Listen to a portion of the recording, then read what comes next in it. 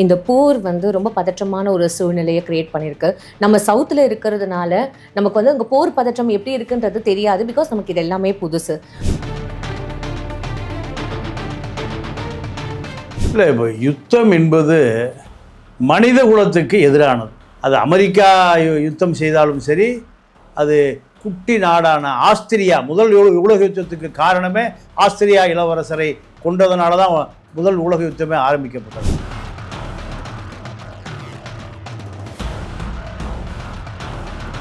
பல முறை சுதந்திரம் அடைந்ததற்கு பிறகு சைனா வார், பாகிஸ்தான் வார், கிழக்கு பாகிஸ்தான் பிரித்த பிறகு இப்படி சண்டை, கார்கில் வார், இப்படி பல யுத்தங்களை இந்தியா சந்தித்திருக்கிறது.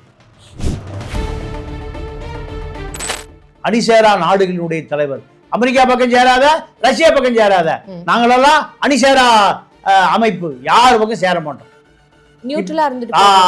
இதுதான் நேருவுடைய அணிசேரா கொள்கை. இந்திரா காந்தியை பொறுத்த வரைக்கும், இந்திரா காந்தி நேருவனுடைய புதல்வியாக இருந்தாலும் யுத்தத்தின் மீது காதல் கொண்டவர். சீனா யுத்தம் என்பது சீனர்கள் நம்மிடம் சண்டைக்கு வரல, நாம் சீனாவிடம் சண்டைக்கு போனோம். ஏன்? காஷ்மீரை முஸ்லீம் மக்கள் போராடி பெற்ற உரிமை தான். அதை இரவோடு இரவா 370 மோடி அதை காலி பண்ணிட்டார். இப்போ இந்தியாவை பொறுத்தவரை ஒரே பொது எதிரி நாட்டுக்கு உள்ளேயும் சரி, நாட்டுக்கு வெளியிலையும் சரி. நாட்டுக்கு உள்ளே முஸ்லீம், நாட்டுக்கு வெளியே பாகிஸ்தான். இந்தியா தானாக வரவழைக்கிற யுத்தம்னு பாகிஸ்தான் சொல்றோம். பஹல்காம் இருக்க டூரிஸ்ட் மக்களை போய் அட்டாக் பண்ணதுனால தானே இதை போய் இந்த முன்னெடுப்பு எடுத்தோம். மற்றபடி நம்ம வார இனிஷியேட் பண்ணவே இல்லையே சார். நம்ம இந்தியா வார இனிஷியேட் பண்ணல சார். அந்த 4 பேர் பாகிஸ்தானிலிருந்து போன தீவிரவாதிகளே அல்ல. நாங்க எங்க நாட்டில் அவன் எங்கே ஒளிந்திருக்கிறான்னு சொன்னா நாங்க அவனை பிடிச்சி கொடுக்குறோம். இந்தியாவை பொறுத்த வரைக்கும் இந்தியாவில் பாபர் மசூதி, ராம ஜென்ம பூமி அரசியலை பிஜேபி கையில் எடுத்த பிறகுதான் இந்தியாவுக்கு எதிராக முஸ்லீம் நாடுகள் எல்லாம் இந்தியாவுக்கு எதிராக ஒருங்கிணைக்கப்படுகிற ஒரு சூழலுக்கு நாம தான் தள்ளிவிடப்பட்டோம். சார், இப்போ அவங்க வந்து அட்டாக் பண்ணும்போது அப்போ இந்தியாவில் இருக்கிறவங்க நம்ம வந்து அமைதியாக இருக்கணும்னு நீங்கள் நினைக்கிறீங்களா? அதில் அமைதியாக இருக்க முடியாது. அப்புறம் ராணுவ ரீதியாக நடவடிக்கை எடுக்கத்தான் வேணும். ஆனால் ஒரு யுத்தம் இந்த ராணுவ ரீதியான நடவடிக்கைக்கு தீர்வாகும். ஆனால் மோடி அதை எதிர்க்கிறார். இந்த கான்ட்ரோவர்சியில் தான் தன்னை காப்பாற்றிக் கொள்வதற்காக யுத்தத்தை பண்றாரு.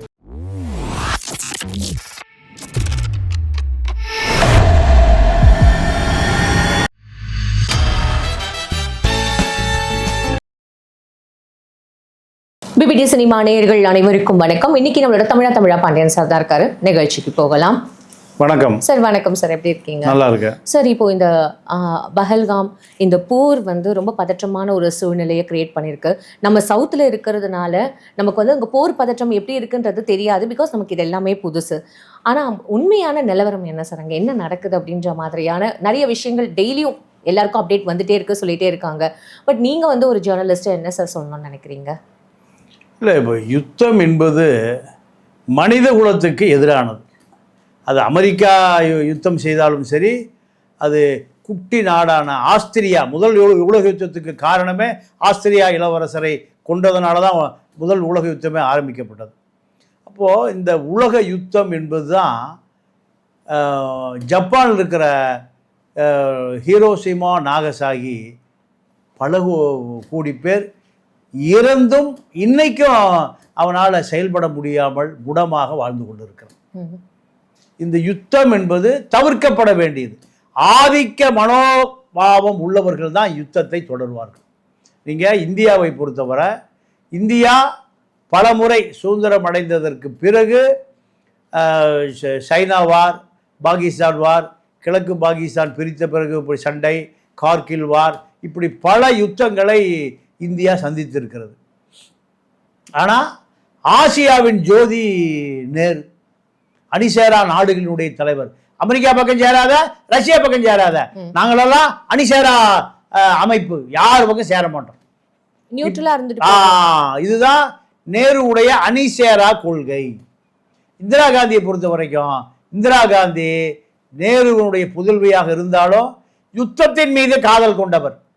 நீங்க பாகிஸ்தான் யுத்தத்தை கிழக்கு பாகிஸ்தான் தனி நாடாவதற்கு காரணமே இந்திரா காந்தி தான். ஆமா சார், அது கேள்விப்பட்டோம். ஆமா, அதே போல நேரு காலத்துல சீனா யுத்தம்.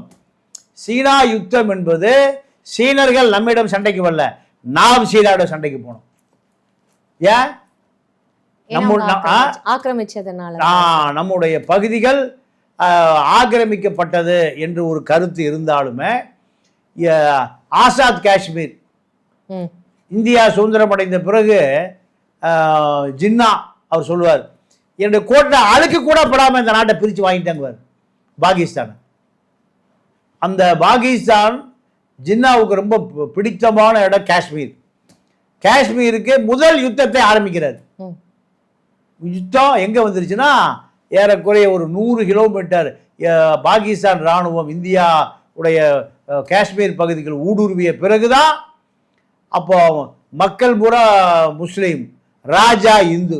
ஹரிசிங் ஓடி வந்து நேரிட்ட என்னை எப்படியா காப்பாத்துக்கிறார்.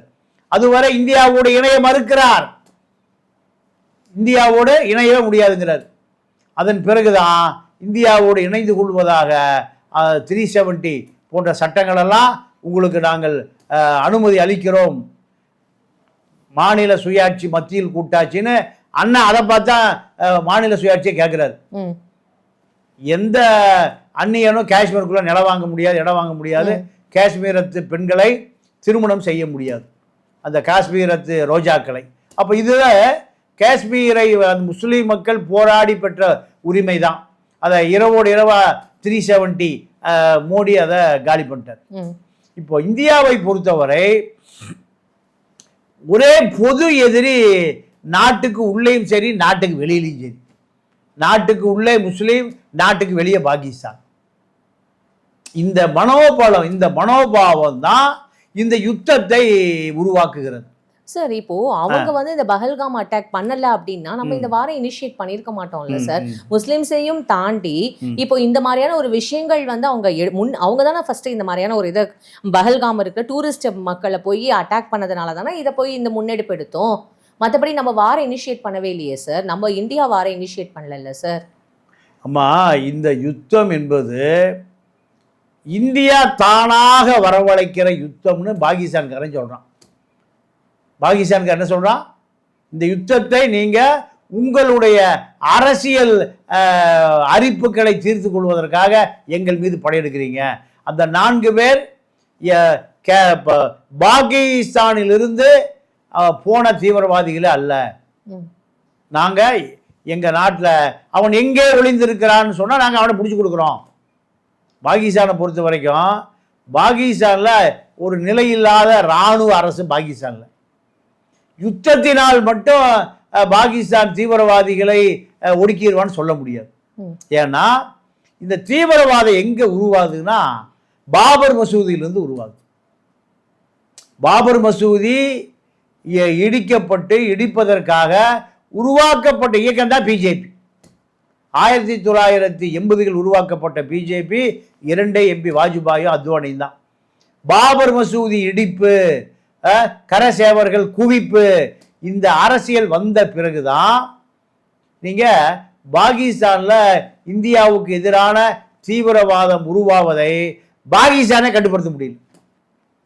இது இந்தியாவை பொறுத்த வரைக்கும் இந்தியாவில் பாபர் மசூதி ராம ஜென்ம பூமி அரசியலை பிஜேபி கையில் எடுத்த பிறகுதான் இந்தியாவுக்கு எதிராக முஸ்லீம் நாடுகள் எல்லாம் இந்தியாவுக்கு எதிராக ஒருங்கிணைக்கப்படுகிற ஒரு சூழலுக்கு நாம தான் தள்ளிவிடப்பட்டோம். சரி சார், அப்படி உங்களோட பாயிண்ட் படியே பார்த்தா இப்போ இந்த மாதிரியான ஒரு சென்சிட்டிவான ஒரு விஷயத்தை நம்ம டச் பண்ணும்போது அதோட விளைவுகள் ரொம்ப ஜாஸ்தியா இருக்கும் அப்படின்றது மோடி அவர்களாகட்டும் சரி, உள்துறை அமைச்சர் அமித்ஷா அவர்களுக்காகட்டும் சரி தெரியாம இருந்திருக்கும் நீங்க நம்புறீங்களா? ஆமா, இந்த 26 விலை மதிப்பெற்ற மனித உயிர்களை கொன்றவன நடு ரோட்ல வச்சு சுட்டு தள்ளணும், அதுல மாற்று கருத்தே இல்லை.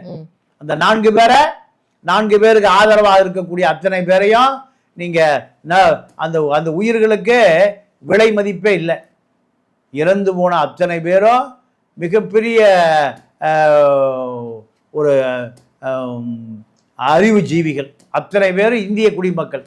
பல பேர் இந்தியாவுடைய ஆக்கபூர்வமான ஒரு சக்திகளாக எதிர்காலத்தில் மாற வேண்டியவர் ஒருத்தர் கப்பல் படை தளபதி, ஒரு விமானப்படையெல்லாம் இருக்காங்க. அப்போ இது இந்திய மக்கள் அத்தனை பேருமே கண்ணீர் விட்ட ஒரு செய்தி. ஆனால் இதற்காக யுத்தம் என்பது நம்முடைய அரசை நம்ம விமர்சிக்க வேண்டிய தேவை இருக்கு. சார் இப்போ அவங்க வந்து அட்டாக் பண்ணும்போது அப்ப இந்தியாவில் இருக்கிறவங்க நம்ம வந்து அமைதியா இருக்கணும்னு நீங்க நினைக்கிறீங்களா? அதில் அமைதியா இருக்க முடியாது. அப்புறம் ராணுவ ரீதியாக நடவடிக்கை எடுக்கத்தான் வேணும்.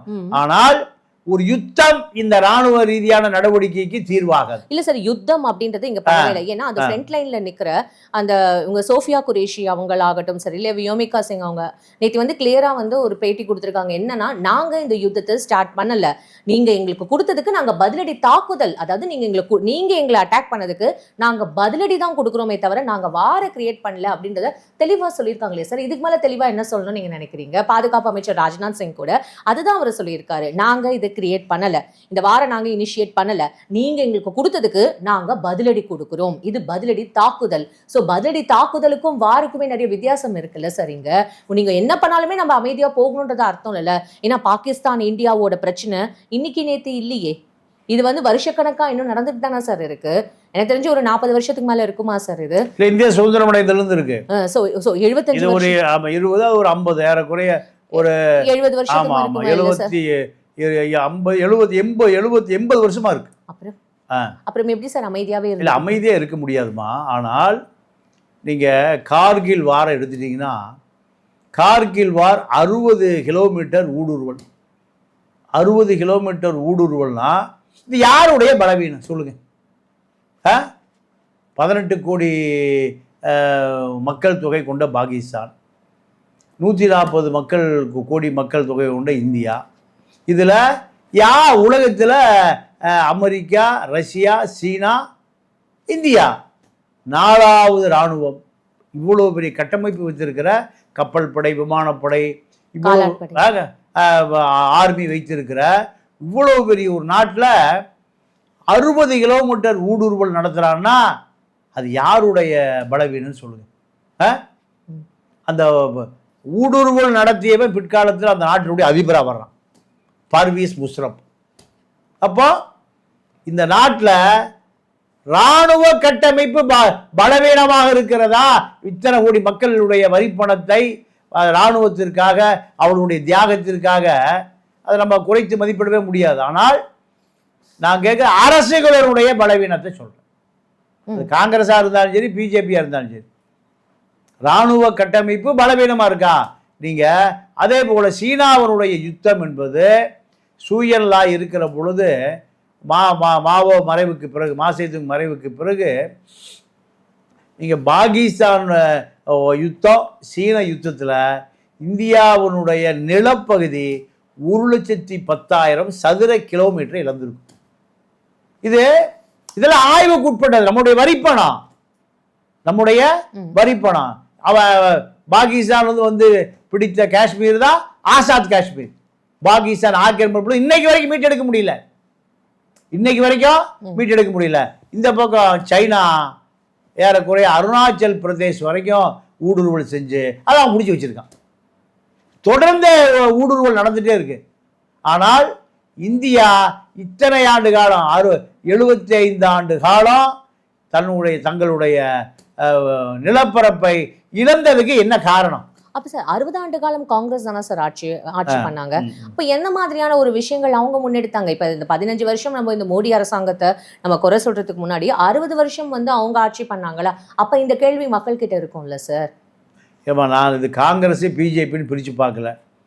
டெல்லியில் அதிகார செலுத்தியவர்கள் இந்தியா, பாகிஸ்தான், சைனா யுத்தத்தில் பல நிலப்பரப்புகளை இழந்தது. இது இராணுவத்தின் மீது பழி போட முடியாது. நீங்கள் கார்கில் வார் நடக்கிற பொழுது ஒரு மிக ஒடுக்கப்பட்ட மக்களுடைய பிரதிநிதியாக இருந்த ஜார்ஜ் பெர்னாண்டஸ் தான் அப்போ இராணுவ மந்திரி. நம்ம இராணுவம் உடையாகட்டும், உணவாகட்டும், மற்ற எல்லா விஷயங்களையும் ஊழல் மலிந்த அரசுகளாக இருக்கு. நீங்கள் அந்த கம்பளி ஓட்டையாக இருந்தது, கோட்டு ஓட்டையாக இருந்தது, உணவு இல்லைன்னா நேரத்தில் விமர்சனம் வந்தது. ஆனால் பாகிஸ்தான் இராணுவம் ஒரு 18 கோடி மக்களுடைய இராணுவம் அவன் கார்கில் ஊடுருவலுக்கு ஒரு 2 வருஷம் முந்தையே தயாராகிட்டான். சார் கார்கில் அப்போ பாகிஸ்தானுக்கு நிறைய கண்ட்ரிஸ் வந்து சப்போர்ட் பண்ணுச்சா சார்? ஆனால் இப்போ வந்து ஈரான் ஆகட்டும் சரி, சவுதி அரேபியா ஆகட்டும் சரி, இல்லை ரஷ்யா ஆகட்டும் சரி, இல்லை அமெரிக்கா ஆகட்டும் சரி, எல்லாருமே இந்தியாவுக்கு துணை நிற்கிறதா சொல்கிறாங்களே. ஸோ அப்போ இதுவே வந்து ஒரு பெரிய டிஃப்ரென்ஸ் தானே சார்? இல்லைம்மா, அதாவது இந்தியாவினுடைய இராணுவ கட்டமைப்பு பாகிஸ்தானுக்கு ஒரு பெரிய இராணுவ கட்டமைப்பு பாகிஸ்தானை ஒரு மிக எளிதாக இராணுவ நடவடிக்கை மூலம் பாகிஸ்தானை எதிர்த்தரலாம். ஆனால் அதற்கு முன்பு அரசியல் தான் இங்கே பலவீனமாக இருக்கு. இந்திய அரசியல் தான் பலவீனமாக இருக்கு.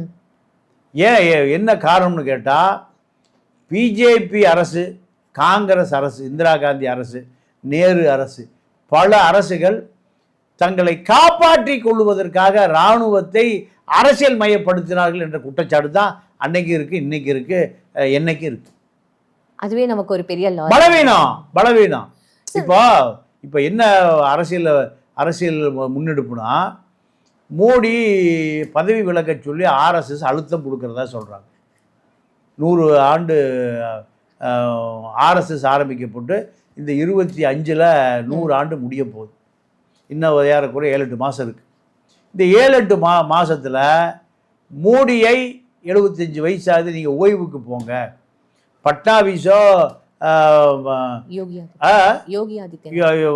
யோகி இல்லை, யோகி வந்து இல்லை, இதில் வந்து நம்ம சர்ஃபேஸ் டிரான்ஸ்போர்ட் மினிஸ்டர் அவர்கள் பிரதமர் நாற்காலியில் அமர வைத்து அழகு பார்க்கணும்னு விரும்புவது ஆர்எஸ்எஸ்.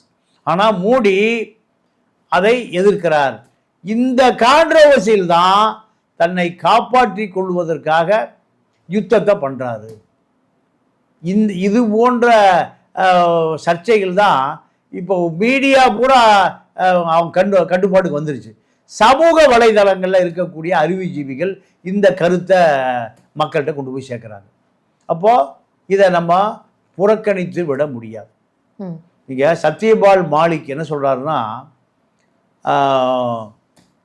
அவர் காஷ்மீரினுடைய ஆளுநராக இருந்த நேரம் ஒரு 350 கிலோ ஆர்டிஎக்ஸ் வெடிமருந்து இராணுவ தாக்குதல் நடக்குது.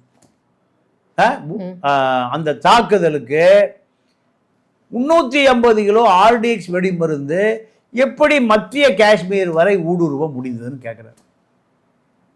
இப்படி பல கேள்விகளுக்கு விடை யார் சொல்லணும்? அரசு தான் சொல்லணும். மக்களும் ஊடகங்களும் அரசிடமிருந்து வருகிற ஒரு செய்தியை தான் எதிர்பார்க்குறாங்க. இப்போ பகல்காம் பள்ளத்தாக்கு இந்த தாக்குதல் அத்தனை பேருமே ஒரு மித்த கருத்தோடு கண்டிக்கிறாங்க.